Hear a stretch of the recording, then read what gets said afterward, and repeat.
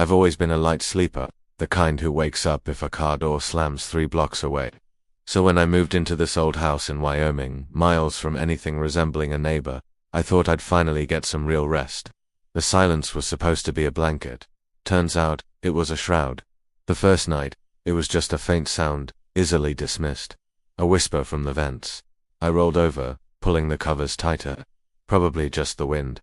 I told myself, Wyoming is famous for it. But the sound was rhythmic. It wasn't the gusting, unpredictable howl of wind. It was a slow, steady sigh. Inhale, exhale. I timed it against my own breathing. It was close, unnervingly close. I chalked it up to exhaustion and the strange acoustics of a new place. By the second night, I couldn't ignore it. The sighing from the vents was more distinct. It wasn't just a sound anymore. It felt like a presence.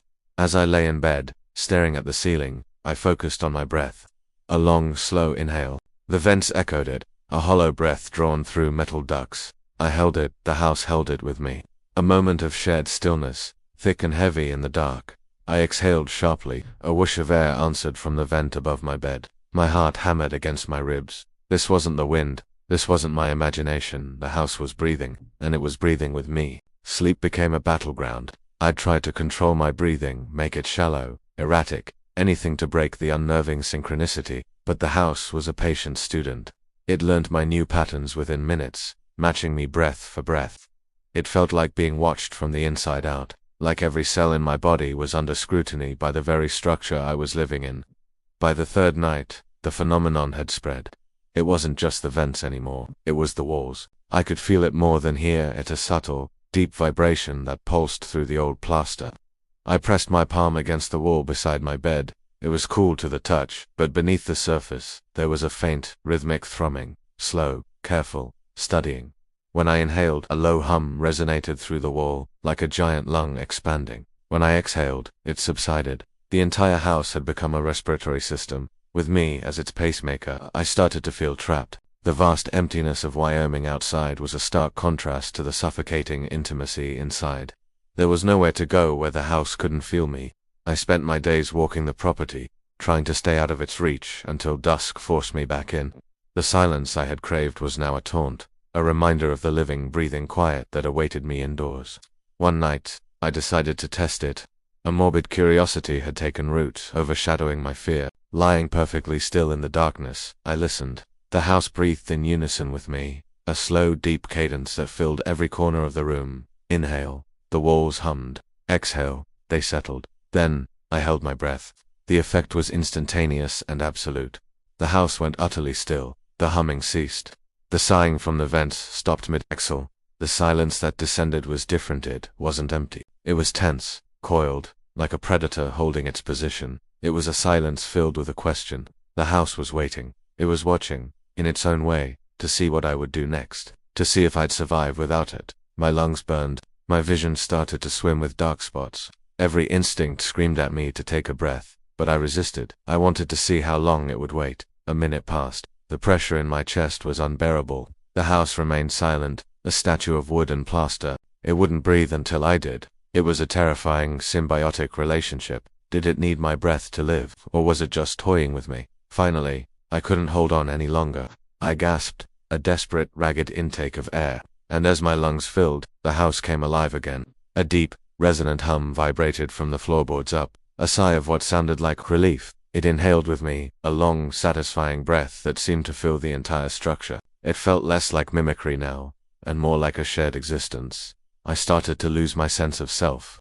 Where did my breathing end and the house's begin? Sometimes I'd wake up in the middle of the night, unsure if the sound of air filling lungs was coming from me or from the room around me. I tried leaving the windows open, hoping the real wind would confuse it, but it made no difference. The house could distinguish my breath from the chaos of the outside world. It was focused solely on me. My health began to decline. I was constantly exhausted, perpetually on edge. My own breathing felt foreign, like an act I was performing for an audience of one. An audience made of timber and nails. I had to get out, but the thought of leaving was terrifying in its own way. What would happen to the house when I was gone? Would it just stop breathing? Would it crumble into dust, its life force extinguished? Or would it lie dormant, waiting for someone else to come along and teach it how to breathe again? One afternoon, I was in the attic, looking for a leak I suspected in the roof. Dust motes danced in the single beam of light from a grimy window. The air was thick and stale. As I moved, I noticed a section of the wall that looked different. The plaster was newer, patched over. Driven by an impulse I didn't understand, I grabbed a crowbar and started pulling at it. Behind the plaster was a hollow space, and inside that space was a skeleton. It was curled into a fetal position, as if trying to make itself as small as possible. The bones were old, covered in a thick layer of dust.